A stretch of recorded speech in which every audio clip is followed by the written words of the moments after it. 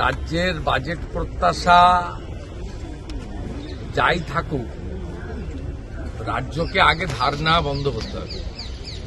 2024-25 অর্থবর্ষে 9 মাস অতিবাহিত, রাজ্য বাজেট 3 লক্ষ কোটি টাকার, তার মধ্যে 79,000 কোটি টাকা বাজার থেকে ঋণ নেওয়া হয়েছে, 9,000 কোটি টাকা কেন্দ্রীয় সরকারের গ্যারেন্টিতে আরবিআই থেকে ঋণ নেওয়া হয়েছে, 2200 কোটি টাকা আদার সোর্সে ঋণ নেওয়া হয়েছে। এবং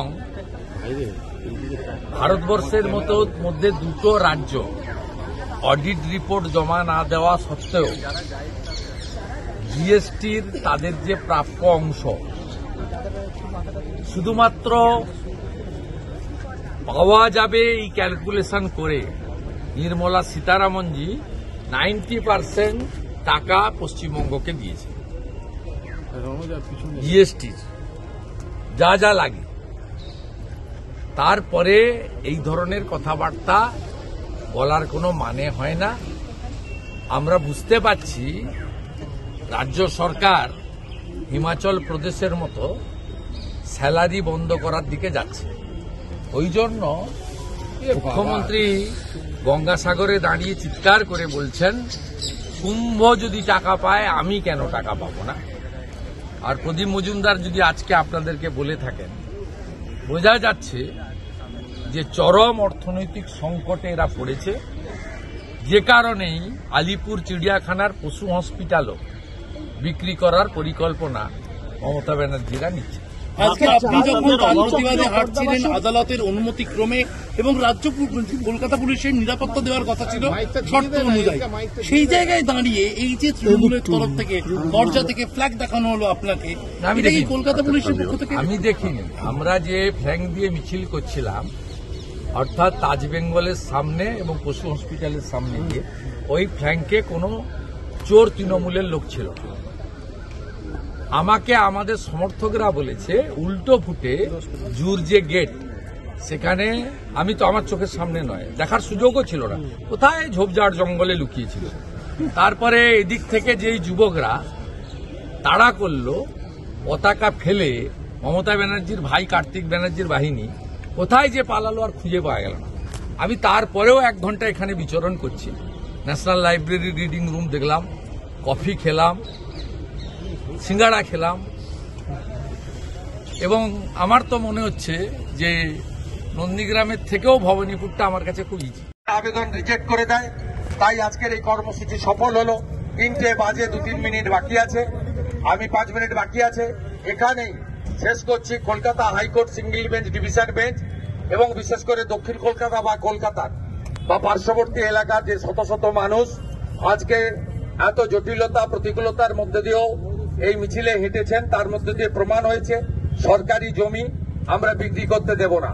আলিপুরের জেলের জমি বেচেছেন, ট্রাম ডিপোর জমি ডক্টর বিধানচন্দ্র রায় সৃষ্টি সব বেচে দিয়েছেন, এবং পশু হসপিটাল যা সুবিখ্যাত হসপিটাল, তার 250 কাঠা জমি আপনি বিক্রি করতে চলেছেন। তার বড় একটা অংশের টাকা আপনার পরিবারের ফান্ডে যাবে এবং আপনার দলের আগামী নির্বাচনে খরচ হবে। আমরা জানি, আমরা টাকা পয়সার মধ্যে ঢুকতে চাই না।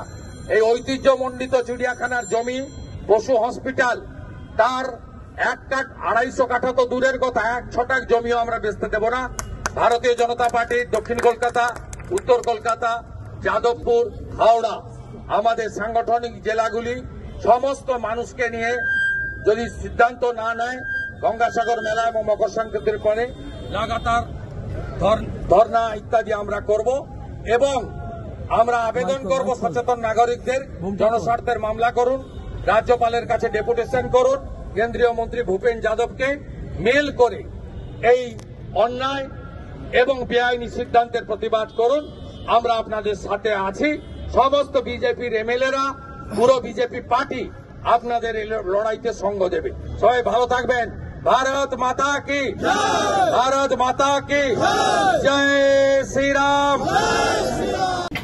আজকে একটা ঘটনা দেখা গেল যে জীবন মুখোপাধ্যায় তার শায়িত দেহ ছিল এবং সেখানে গিয়ে বেশ কিছু বিতর্ক দানা বেঁধেছে, কারণ লাভলি মৈত্রের সাথে তার একটা সংঘাত ছিল। কি বলবেন? প্রথমত জীবনবাবুর বিদেয়ী আত্মাকে প্রণাম করি। আমরা আজকে বিজেপির প্রায় 15 জন মতো এমএলএ স্ট্যান্ডিং কমিটির জন্য এসেছিল, আর আমি এসেছি জীবনবাবু, কারণ জীবনবাবুর বই তো আমরা পড়েছি স্কুল লাইফে, এবং অত্যন্ত সজ্জন ব্যক্তি, উচ্চশিক্ষিত, এবং 10 বছর বিধায়ক ছিলেন, এবং জনদরদি, রাষ্ট্রবাদী এবং সৎ। তাকে রেসপেক্ট দেওয়ার সুযোগ নিয়েছি বা এসেছিলাম, কিন্তু তার ছেলের সঙ্গেও দেখা হলো। আমি ছেলেকে এই সময়ে কোনো বিতর্কে আনতে চাই না, কিন্তু যেভাবে আজকে তৃণমূল কংগ্রেসের প্রতিষ্ঠা লগ্নে যে নেতারা এই দলটাকে প্রতিষ্ঠা করেছিলেন, 34 বছরের বাম শাসনের মুক্তি ঘটানোর জন্য, তারা প্রত্যেকেই এই নব্য তৃণমূলী এবং নতুন যে কালচার, এই কালচারের জন্য তারা আজকে হারিয়ে যাচ্ছে। আমি শুধু একটা কথাই বলবো, আমি এর আগে বলিষ্ঠ কণ্ঠস্বর পঙ্কজ দত্তর বিষয়ে বলেছিলাম যে এই সমস্ত সৎ বয়স্ক লোক, কেউ আমলা হতে পারেন, প্রাক্তন আমলা, কেউ রাজনীতিবিদ হতে পারেন, তাদের ক্ষেত্রে মমতা বন্দ্যোপাধ্যায় এবং তৃণমূল কংগ্রেসের দৃষ্টিভঙ্গিটা কেমন বদলাচ্ছে। আপনারা কে এলেন না, কার নাম লেখা মালা দেওয়া হলো কি হলো না, আমি সেটা তার ব্যক্তিগত বিষয়, সে সম্পর্কে বলবো না। জীবনবাবু শেষটা গত 2-3 বছর কি কষ্ট পেয়েছেন আমি জানি, কারণ আমি ওই দলটা 21 বছর ধরে করেছি। জীবনবাবু আমাকে সোনারপুরে একাধিক সামাজিক রাজনৈতিক কর্মসূচিতে ডেকে নিয়ে যেতেন, এবং স্যারের আশীর্বাদ আমরা পেতাম, অনেকেই পেয়েছেন, আমরাও পেয়েছি। অত্যন্ত সজ্জন ব্যক্তি। তাকে সোনারপুর কলেজের গভর্নিং বডির নমিনি থেকে সরানো হয়। সে সরকার সরাতে পারেন, সেটা তো আগে একজন লোকাল বিধায়ক ম্যান্ডেটারি ছিল, এই সরকার বিধায়কদের, বিরোধী বিধায়কদের রাখবেন না বলে সব জায়গা থেকে আউট করেছেন আমাদের। তা সেখানে নতুন কাউকে নমিনি করেছেন, নমিনিটা ফ্যাক্টর নয়, কিন্তু তাকে যেভাবে অপমানিত করা হয়েছে আপনি দেখুন। আজকে দুলাল সরকার এবং নরেন তেওয়ারির কথা টিভি 6 আছে। 15/4/2023 মাননীয় লয়ার মৃত্যুঞ্জয় বিশ্বাস অ্যাডভোকেট, তিনি জীবন মুখোপাধ্যায়কে ডিফেমেশনের নোটিশ দিচ্ছেন। My client Shrimati Arundhati Maitra, within bracket Lovely Maitra, member of legislative assembly Sonarpur, post entry Sonarpur, district south চব্বিশ, কলকাতা, 7,50,000, 7,150,000, 7000150। এই চিঠিতে কিভাবে এইরকম একটা সজ্জন ব্যক্তিকে অপমান করা হচ্ছে, এটা একটা লিগ্যাল প্রসিডিওর, তিনি করতে পারেন, কিন্তু আমি শুধু বলছি জনগণকে, এটা কোনো বিজেপি বা সিপিএমের লোকের চিঠি নয়, এটা তৃণমূলের বিধায়ক, তিনি তার লয়ারকে দিয়ে তৃণমূল কংগ্রেসের ফাউন্ডার, যার বই পড়েনি, আপনারা সবাই তার বই পড়েছেন স্কুল লাইফে, পাঠ্যপুস্তকে, এরকম একটা রেসপেক্টেড মানুষ, ধুতি পাঞ্জাবিতে আদর্শ বাঙালি শিক্ষাবিদ, সেই রকম লোককে কিভাবে মানসিকভাবে নির্যাতন এরা করেছে। এবং এমনকি আপনারা শুনলে অবাক হয়ে যাবেন, বাইক বাহিনী আছে না, প্রসিদ্ধ বাইক বাহিনী তৃণমূলের, সেই বাইক বাহিনী গিয়েও জীবনবাবুর বাড়িতে হামলা করেছে। এই জায়গায় দাঁড়িয়ে আজকে শোক প্রকাশও যেমন করছি, পঙ্কজ দত্ত যেমন যন্ত্রণায় চলে গেছেন, আমার মনে হয়েছে জীবনবাবু স্বর্গবাস করবেন, এটা ঘটনা, আমরা ঈশ্বরে বিশ্বাস করি। সাথে সাথে জীবনবাবুর শেষটা মানে মৃত্যুর আগের কয়েকটা বছর যন্ত্রণার মধ্য দিয়ে গেছে এবং এই যন্ত্রণার জন্য দায়ী তৃণমূল কংগ্রেসের একাংশ। আর মাননীয় মুখ্যমন্ত্রী যাকে নেতা বা নেত্রী মেনেই জীবনবাবু রাজনীতি করেছেন, এমএলএ হয়েছেন, মুখ্যমন্ত্রী করেছেন, সমর্থন দিয়েছেন, তিনি এত কাজের চাপ, তিনি জীবনবাবুদের মতো ভদ্রলোকদের যন্ত্রণার নিরসনে এই নব্য তৃণমূলী যারা লাল চুল কানে দুল তাদেরকে নিয়ন্ত্রণ করতে পারেনি। তাই জীবনবাবুর পরিবারের প্রতি সমবেদনা থাকলো, জীবনবাবুর বিদেহী আত্মার অমরত্ব প্রার্থনা করলাম। আর জীবনবাবুকে বলবো আপনি যেখানেই থাকুন এই অর্বাচীনদের ক্ষমা করে দিন। আর বাংলার মানুষকে বলবো এই অর্বাচীনদের কোনোদিন ক্ষমা করবেন না। সুযোগ যেদিন আসবে এদেরকে গণতান্ত্রিক পদ্ধতিতে এদেরকে মধুর প্রতিশোধ বাংলার জনগণ যেন নেয়, সোনারপুরের জনগণ যেন নেয়, এই প্রার্থনা আমি করি। ফিংসিংকে কেন্দ্র করে বিভিন্ন জায়গায় অশান্তির বাতাবরণ হচ্ছে, আজকেও এক জায়গায় হয়েছে। এই ঘটনাগুলোকে আপনি কিভাবে দেখছেন? না, এটা ঘটছে মোল্লা ইউনুসের উস্কানিতে। সুদখোর ইউনুস ওখানে জঙ্গিদের সরকার চালাচ্ছেন। উনি কতটা ভারত বিরোধী এইটা দেখানোর জন্য বর্ডার গার্ড বাংলাদেশকে উস্কে দিয়েছেন, সামলাতেও পারছে না। আমি সবচেয়ে বেশি খুশি যে ত্রিপুরা এবং পশ্চিমবঙ্গের বর্ডার এলাকার ভারতীয়রা দলমত নির্বিশেষে তারা জয় শ্রীরামের ধ্বনি দিচ্ছেন, ভারত মাতা কি জয় বলছেন, আর হাতে হাঁসুয়া নিয়ে ঘুরছেন। বলে বিএসএফ এর সঙ্গে লড়বি পরে, আগে আমাদের সঙ্গে লড়।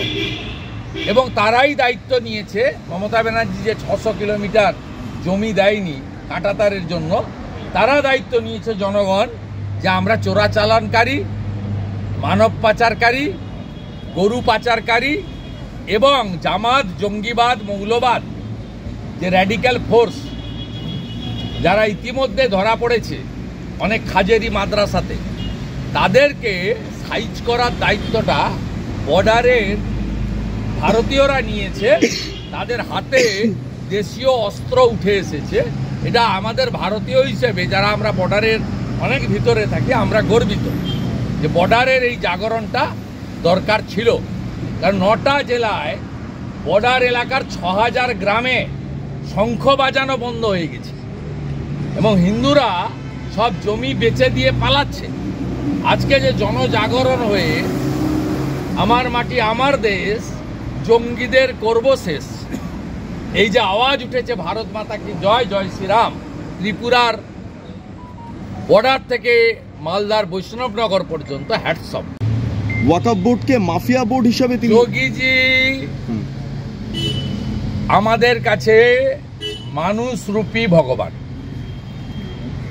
তিনি অনেক সংগ্রামের মধ্য দিয়ে 5 বার এমপি, অনেক লড়াই তিনি করেছেন এবং গোটা পৃথিবীর ভারতবর্ষের নাথ সমাজ তাকে বাবা বলেন, পিতার মতো মানেন। যোগীজির মধ্যে দুটো জিনিস আছে যেটা আনকম্প্রোমাইজড, ভারতীয় সংস্কৃতি এবং সনাতন সংস্কৃতিকে রক্ষা করা। অতএব ভারতীয় সংস্কৃতি, সনাতন সংস্কৃতিকে রক্ষা করার জন্য তার সমস্ত কর্মকাণ্ড, সমস্ত ভাষণ, বাণী, এটা নিয়ে কোনো বিতর্ক হওয়ারই অবকাশ নেই। উনি যা বলছেন, আমরা মুনি ঋষিদের বাণী যেভাবে গ্রহণ করি, আমরা যদি ট্রু ইন্ডিয়ান হয়ে থাকি, ভারতীয় সংস্কৃতি, সনাতন সংস্কৃতিকে মেনে থাকি, তাহলে যোগীজি যা বলছেন তাকে প্রণাম নমস্তে করা ছাড়া আর দ্বিতীয় কোনো রাস্তা না। এটাকে জাতীয় মেলা ঘোষণা করা উচিত। গঙ্গাসাগরের মেলা নিয়ে কেন্দ্র সাহায্য। ওনার শুধু টাকা চাই, উনি চুরি করবেন, উনি ওনার লোকেরা চুরি করবেন।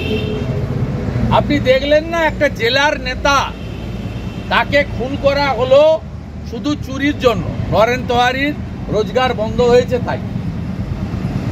এর আগে বহরমপুরের সত্যেন চৌধুরীকে মেরেছিল প্রমোটাররা, তার বিচার হয়নি। পানিহাটির কাউন্সিলরকে মেরেছে, তার বিচার হয়নি।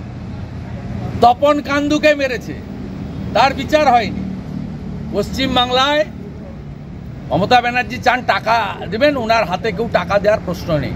এখানে যখন বিজেপি আসবে তখন প্রয়াগরাজের কুম্ভ মেলার মতো বা তার থেকেও ভালো অ্যারেঞ্জমেন্টে আমাদের গঙ্গাসাগর মেলা বা তার প্রস্তুতি তৈরি করা হবে।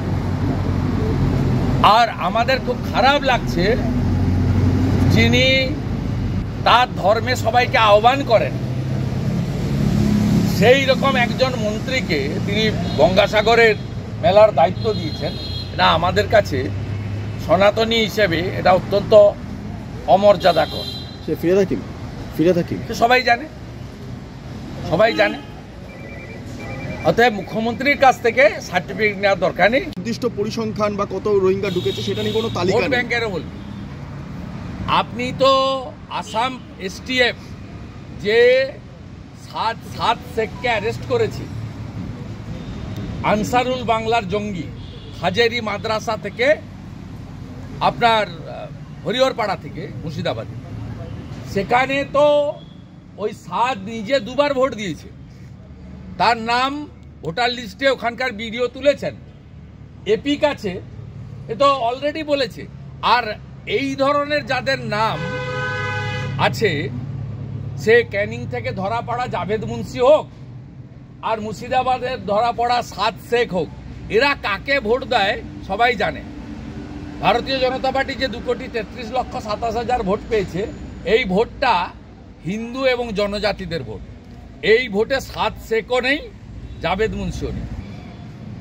আমার নন্দীগ্রাম এমএলএ অফিসে লাইন পড়ে গেছে নাগপুর থেকে, এখানে তো কাজ নেই, সেখানে নাগপুর থেকে মহারাষ্ট্র সরকার বলেছে রেসিডেন্সিয়াল সার্টিফিকেট আনতে হবে। আমার কাছে এসে করছে যারা জেনুইন ভারতীয়। আমরা তো হিন্দু মুসলিম দেখি না, আমরা এমএলএ যারা আছি আমরা জেনুইন যারা বংশ পরম্পরায় ভারতে থাকেন তাদেরকে আমরা রেসিডেন্সিয়াল সার্টিফিকেট দিচ্ছি। আর যারা ভারতীয় নয়, যারা রোহিঙ্গা মুসলিম ঢুকেছে, অনুপ্রবেশকারী, জামাত হেফাজতের লোক, মমতা ব্যানার্জির ভোট ব্যাংক, তাদেরকে আমরা একটু টাইট দিচ্ছি। মহারাষ্ট্র দেবেন্দ্র ফডনবিস যা করছে, হেমন্ত বিশ্ব শর্মা যা করছে, বাংলায় আসু এটা প্রয়োজন। নইলে ওই ভাতা, বাড়ি, শৌচালয় পরে হবে, যে বাড়িগুলো করছেন ওই বাড়িগুলো দখল ওরা নেবে। উত্তরপ্রদেশের মুখ্যমন্ত্রী যোগী আদিত্যনাথ তিনি অর্ণব গোস্বামীকে